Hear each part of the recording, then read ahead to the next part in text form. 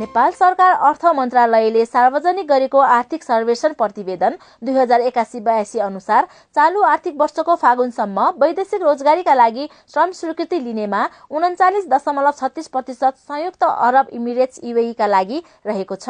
प्रतिवेदन अनुसार चालु आर्थिक वर्ष फागुनसम्म UAE पछि दोस्रोमा साउदी अरब, तेस्रोमा कतार, चौथोमा कुवेत श्रम गन्तव्य देश हुन पुगेको छ भने मलेसिया 8औं देशमा परेको सर्वेक्षण प्रतिवेदनमा उल्लेख छ। प्रतिवेदन अनुसार चालु आर्थिक वर्ष फागुनसम्म श्रम स्वीकृति लिएका मध्ये जापानका लागि 3.78%, ओमानका लागि 0.79% र 1.36% बहराइनका लागि श्रम स्वीकृति लिएका छन्।